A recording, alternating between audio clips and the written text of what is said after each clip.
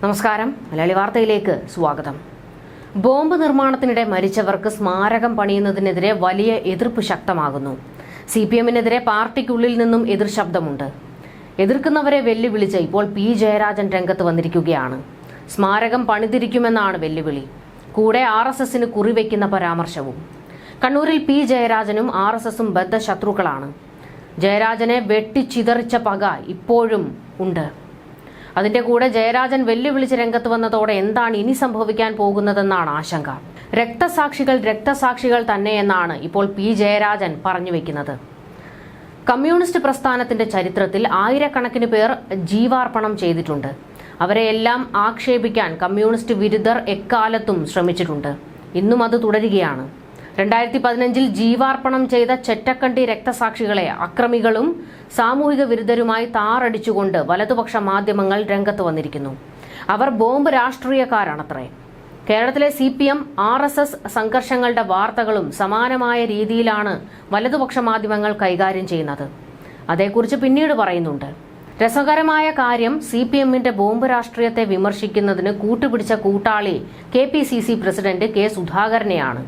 കണ്ണൂരിലെ ബോംബ് രാഷ്ട്രീയത്തിന്റെ തുടക്കക്കാരനാണ് സുധാകരന്റെ അനുയായികളായിരുന്ന കോൺഗ്രസുകാരാണ് കണ്ണൂർ DCC ഓഫീസിൽ ബോംബ് നിർമ്മിച്ചത്. തങ്ങൾ 3 തരം ബോംബ് ഉണ്ടാക്കിയിട്ടുണ്ടെന്ന് അന്നത്തെ DCC ജനറൽ സെക്രട്ടറി നാരായണൻകുട്ടി പരസ്യമായി പ്രഖ്യാപിച്ചതാണ്. CPM വിരുദ്ധ വേട്ട RSS-ഉം ഏറ്റെടുത്തു. അവർ നടത്തിയ ബോംബ് ആക്രമണങ്ങൾ എണ്ണിയാലൊടുങ്ങാത്തതാണ്. തൃപ്പങ്ങോട്ടൂർ പഞ്ചായത്തിലെ CPM പ്രവർത്തകൻ പള്ളിച്ചാൽ വിനോദനും ഇങ്ങനെ RSS-കാരാൽ കൊല ചെയ്യപ്പെട്ടതാണ്. ബോംബെറിഞ്ഞ് നെഞ്ചിൻകൂട് തകർന്നാണ് വിനോദിന്റെ ജീവശ്വാസം നിലച്ചത്. സംഘപരിവാര ബന്ധം ഉപേക്ഷിച്ച് CPM റെഡ് വാളണ്ടിയറായ ഘട്ടത്തിലാണ് ഈ ബോംബ് ആക്രമണം നടന്നത്. ഈ കാലത്ത് തന്നെയാണ് സംഘപരിവാർ ബന്ധം ഉപേക്ഷിച്ച് CPM-ലെത്തിയ OK വാസു മാസ്റ്ററെ ബോംബെറിഞ്ഞ് കൊലപ്പെടുത്താനുള്ള RSS ശ്രമമുണ്ടായത്. അക്കാലത്ത് തന്നെയാണ് CPM പ്രവർത്തകനായ വിജേഷിനെ വിളക്കോട്ടൂരിലെ വീട്ടിന്റെ പരിസരത്ത് വെച്ച് ബോംബും വടിവാളും ഉപയോഗിച്ച് മാരകമായി പരിക്കേൽപ്പിച്ചത്. വിജേഷ് ഇന്നും വേദന തിന്നു കഴിയുകയാണ്. RSS അക്രമത്തിനെതിരെ കേരളത്തിലെമ്പാടും ജനകീയ ചെറുത്തുനിൽപ്പുകൾ ഉണ്ടായിട്ടുണ്ട്. അവയെ മാർക്സിസ്റ്റ് ആക്രമണങ്ങളായാണ് എല്ലാ കാലത്തും വലതുപക്ഷ മാധ്യമങ്ങൾ പ്രചരിപ്പിച്ചത്. കേരളത്തിലെ വിവിധ ജില്ലകളിലായി 215 സഖാക്കൾ രക്തസാക്ഷികളായിട്ടുണ്ട്. ഇതിനെ ചരിത്രപരമായി വിലയിരുത്തുകയാണ് വേണ്ടത്. RSS-ന്റെ താത്വിക ആചാര്യൻ വിലയിരുത്തിയ 3 ആഭ്യന്തര ശത്രുക്കളിൽ ഒന്നായ കമ്മ്യൂണിസ്റ്റുകാരെ തകർക്കുന്നതിനുള്ള RSS-ന്റെ അഖിലേന്ത്യാ പദ്ധതിയുടെ ഭാഗമായിട്ടാണ് ഈ അക്രമ സംഭവങ്ങൾ അരങ്ങേറിയത്. മുസ്ലിം ക്രിസ്ത്യൻ വിരുദ്ധ വേട്ട അഖിലേന്ത്യാ തലത്തിൽ പ്രയോഗത്തിൽ വരുത്തിയതുപോലെ കേരളത്തിലും പരീക്ഷിച്ചിട്ട് നോക്കിയിട്ടുണ്ട്. ഇത് പരാജയപ്പെട്ട അനുഭവം വെച്ചാണ് CPM-നെതിരെ അക്രമത്തിന്റെ കുന്തമുന തിരിച്ചത്. ഇതിനെ വക്രീകരിച്ച് ചിത്രീകരിക്കാനാണ് എല്ലാ കാലത്തും വലതുപക്ഷ മാധ്യമങ്ങൾ ശ്രമിച്ചത്. ചെറ്റക്കണ്ടി സംഭവത്തിൽ കൊല്ലപ്പെട്ട രക്തസാക്ഷികൾക്ക് ജനങ്ങൾ മുൻകൈയെടുത്ത് സ്മാരക മന്ദിരം ഉണ്ടാക്കിയതിനെതിരെ പ്രചാരണ കോലാഹലം സൃഷ്ടിക്കുന്നവർ ഒരു കാര്യം ബോധപൂർവം RSS ആക്രമികൾക്ക് വേണ്ടി മറച്ചുവെക്കാൻ ശ്രമിക്കുകയാണ്. ഇതേ പഞ്ചായത്തിലെ പൊയിലൂരിൽ RSS-കാർ നിർമ്മിച്ച ഒരു മന്ദിരമുണ്ട്, അശ്വിനി സുരേന്ദ്രൻ സ്മാരകം.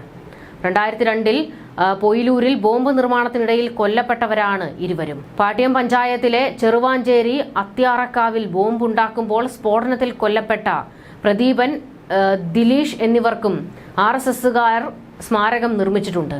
ചിറ്റാരിപ്പറമ്പിലെ പൂവത്തിൻകീഴിലാണ് ദിലീഷിന്റെ സ്മാരകവും പ്രദീപിന് ചെറുവാഞ്ചേരിയിൽ സ്മാരക ഗേറ്റുമുണ്ടാക്കി. ഇത്തരക്കാരെ RSS ബലിദാനികളായി കൊണ്ടാടുമ്പോൾ അത് വാർത്തയല്ല. പാനൂർ മേഖലയിലെ വള്ളിയയി പ്രദേശം 1998 ഫെബ്രുവരി മാസം ഇതായിരുന്നു പി ജയരാജൻ പറഞ്ഞത്. എന്തായാലും ജയരാജനും വന്ന് വെളുപ്പിക്കുകയാണ്. ബോംബ് നിർമ്മാണത്തിനിടെ മരണപ്പെട്ട CPM-കാർ അവരുടെ ജീവാർപ്പണം ചെയ്തു എന്ന രീതിയിലാണ് പി ജയരാജൻ വെളുപ്പിച്ചിരിക്കുന്നത്. ഇതിപ്പോൾ ബോംബ് ഉണ്ടാക്കുന്ന കാര്യത്തിൽ CPM ആയാലും RSS ആയാലും കോൺഗ്രസ് ആയാലും ഇവരെല്ലാം ചാവേറുകളെയാണ് വളർത്തിയെടുക്കുന്നത്. എന്നിട്ട് അവർക്ക് വേണ്ടി സ്മാരകം പണിയുന്നതിൽ എന്ത് മാതൃകയാണുള്ളത്?